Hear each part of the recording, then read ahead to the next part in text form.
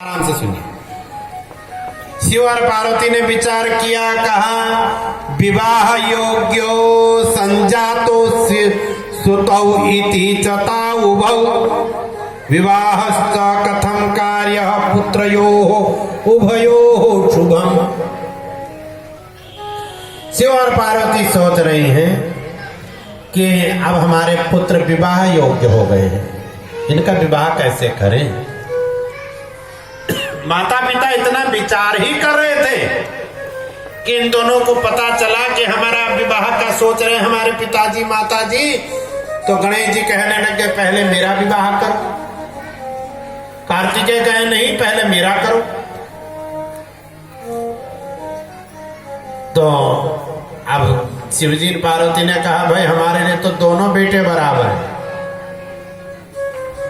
हमारे लिए दोनों संतान बराबर हैं।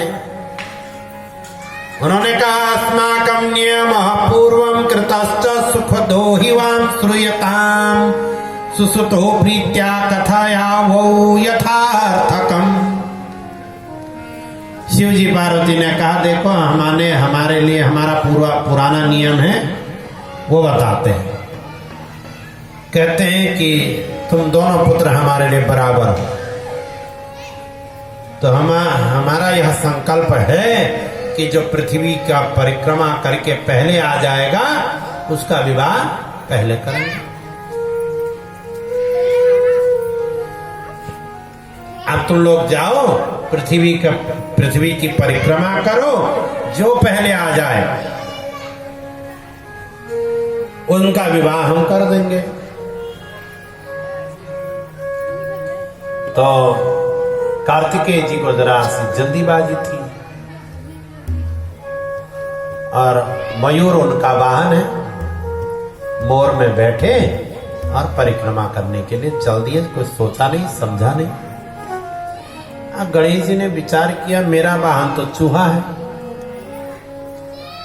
अब मैं चूहे में बैठ करके कहां तक जा सकता हूं।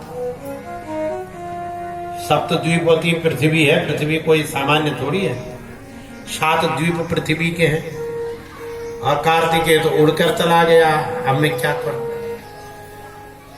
तो गणेश जी के पास में बुद्धि है, यदि बुद्धि चाहते हो तो गणेश का पूजन करो। विद्या बुद्धि चाहिए तो गणेश का पूजन। उन्होंने एक सुंदर आसन बिछाया, माता पिता को बिठाया, उनका पूजन किया, उनकी 7 परिक्रमा करके और प्रणाम किया और अपने माता पिता से गणेश ने कहा भो मातर भो पितास्त्वं च शृणु मे परमं वचः शीघ्रं चैवात्र कर्तव्यो विवाह शोभनो मम। गणेश जी ने कहा कि हे माता हे पिताजी मेरे वचनों को सुनो, शीघ्र ही मेरा विवाह कर दो। शिवजी पार्वती ने कहा भाई जैसे तुम्हारा विवाह भी हम कर देंगे, जैसे कार्तिकेय गया है ना, जैसे कार्तिकेय परिक्रमा करने गया ऐसी तुम भी जाओ परिक्रमा करके आओ और फिर हम तुम्हारा विवाह कर देंगे। जो पहले पहुंचेगा उसका विवाह पहले हो। तो गणेश जी ने कहा भो मातर भो पितर धर्म रूपो प्राज्ञो युवाम मतो धर्मतः श्रूयताम सम्यक वचनम मम सत्तमो मया तु पृथ्वी क्रांता सप्तवारं पुनः पुनः एकम एवं कथम ब्रुवाते वै पुनश्च पितरा विह। गणेश जी ने कहा हे माँ हे पिताजी मेरे वचनों को ध्यान पूर्वक सुनो, धर्म पूर्वक सुनिए आप। मैंने पृथ्वी की 7 बार परिक्रमा कर दी और आप मेरे से बार बार क्यों कह रहे परिक्रमा कर। ये बात आप बार बार क्यों कर रहे हैं। आप एक बार कह रहे थे मैंने 7 परिक्रमा कर ली पृथ्वी की। शिवजी पार्वती ने कहा कि इतनी सप्तद्वीपवती पृथ्वी है, इतनी बड़ी पृथ्वी, विशाल पृथ्वी, उसकी परिक्रमा तूने इतनी जल्दी कैसे कर दी 7 बार। तो गणेश जी ने कहा भवतो पूजनम कृत्वा शिवा शंकरयोरहम् स्वबुद्ध्या ही समुद्रांत पृथ्वी कृत परिक्रम। कहा कि देखो आप दोनों जगत के पिता हैं। जगत पितरो वंदे पार्वती परमेश्वरो। जगत के पिता कौन है, माता कौन है? पार्वती और शंकर। गणेश ने कहा कि मैं आप जगत के माता पिता हो और मैंने आपका पूजन करके आपकी 7 परिक्रमा कर ली। समुद्र पर्यंत जितनी 7 द्वीप वाली जो सप्त समुद्रवती जो पृथ्वी है उसका मैंने परिक्रमा कर लिया। कहा कि माता पुत्रस्य च महत्तीर्थम पित्रोश्चरण पंकजम। पुत्र के लिए माता पिता के ही चरण सारे तीर्थ होते हैं। सारे तीर्थ तो आप में, सारे तीर्थ आप में है। हे शंकर, हे पार्वती, आप मेरे माता पिता तो हो ही हो, जगत के भी माता पिता हो। इसलिए सारे तीर्थ आप में है कि नहीं है, सारी पृथ्वी आप में है कि नहीं है। इसलिए मैंने 7 बार परिक्रमा कर ली, एक बार नहीं। शिव जी बड़े प्रसन्न हुए। शिव और शिवा बड़े प्रसन्न हुए। उन्होंने कहा पुत्र ते विमला बुद्धि समुत्पन्ना महात्मनः। हे पुत्र, तुम्हारी जो विमल बुद्धि है, ये जो विमल बुद्धि तुमको प्राप्त हुई है और जो तुमने कहा नान्यथा और अन्यथा नहीं है, वही सत्य बात है। यही सत्य बात है कि पुत्र के लिए माता पिता के ही चरण सारे तीर्थ होते हैं। कहा तुम बुद्धिमान हो। देखो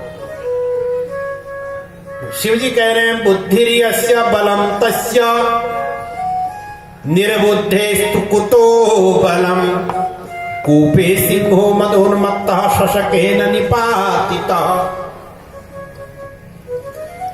कहते हैं बुद्धिर्यस्य, जिसके पास में बुद्धि है वही बलवान है। बुद्धिमान को ही बलवान कहा जाता है।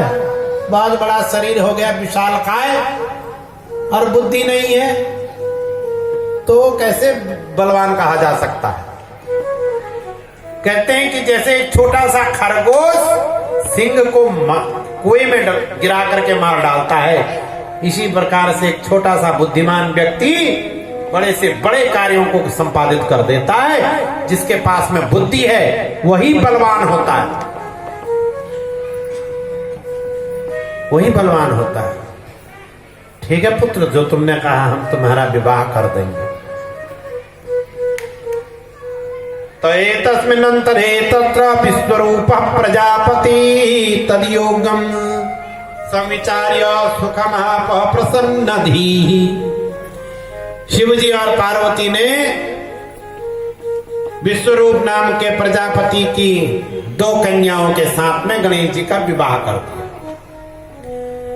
देखिए जिसके पास में बुद्धि होती है वही बलवान होता है और जिसके पास में बुद्धि होती है उसी को सिद्धि और बुद्धि मिलती है।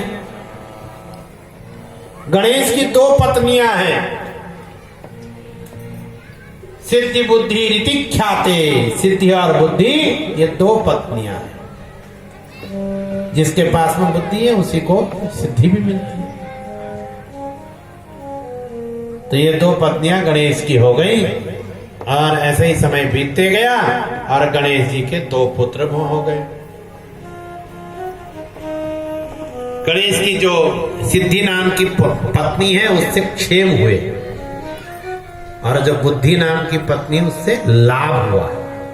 लाभ नाम का पुत्र हुआ। ये क्षेम लाभ देखते हैं ना, शुभ लाभ, आप शुभ। तो जिसके पास में बुद्धि है उसके पास में सिद्धि है और जब बुद्धि सिद्धि है तो शुभ लाभ भी अपने आप है घर में। फिर तो ये गणेश का देखो वो चरित्र है।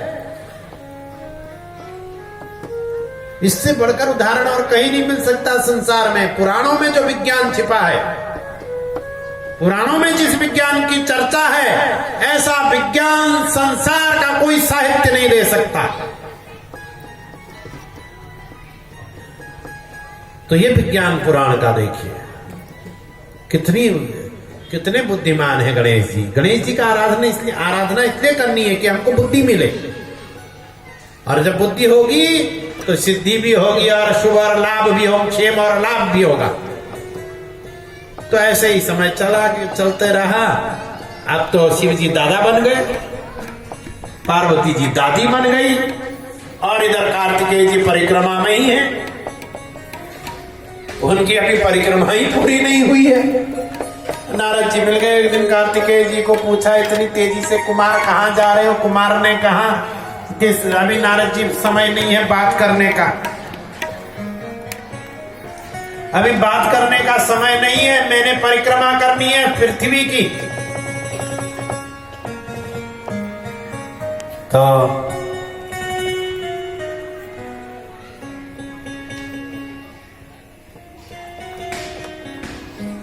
शिवजी कुमार ने कहा कि मुझे परिक्रमा करनी है, अभी समय नहीं है, आप जाइए।